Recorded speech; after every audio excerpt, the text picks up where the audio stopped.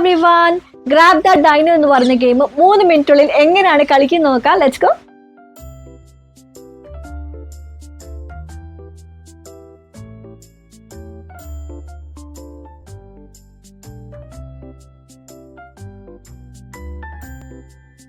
Players ഡൈനോനെ മധ്യഭാഗത്ത് വെച്ച് വട്ടത്തിലിരിക്കണം. Cards shuffle ചെയ്ത് ഓരോ പ്ലെയറിന് 7 കാർഡ്സ് വീതം ഫേസ് ടേൺ ആയിട്ട് വിതരണം ചെയ്യുക.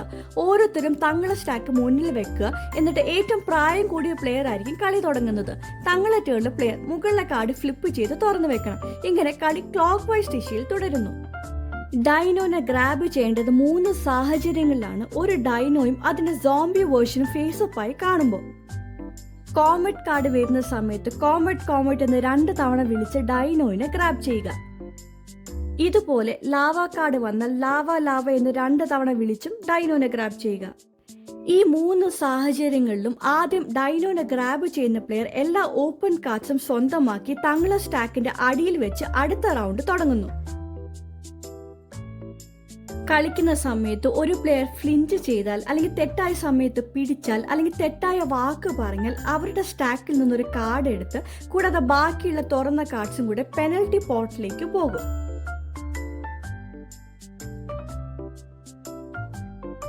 അടുത്ത റൗണ്ടിൽ ശരിയായിട്ട് ഡൈനോനെ ഗ്രാബ് ചെയ്യുന്ന പ്ലെയർ ആ പെനൽറ്റി പോട്ടും തുറന്ന കാർഡ്സും സ്വന്തമാക്കും. കൂടാതെ അടുത്ത റൗണ്ട് ആരംഭിക്കും.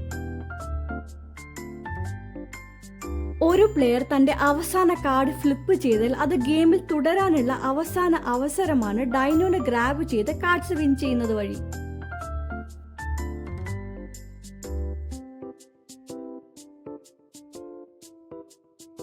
എന്നാൽ കാർഡ്സ് നേടാൻ പരാജയപ്പെട്ടെങ്കിൽ ഗെയിം അവസാനിക്കുന്നു. എല്ലാവരും തങ്ങളുടെ സ്റ്റാക്ക് എണ്ണുന്നു. എന്നിട്ട് ഏറ്റവും കൂടുതൽ കാർഡ്സ് ഉള്ള പ്ലെയർ ആയിരിക്കും വിന്നർ.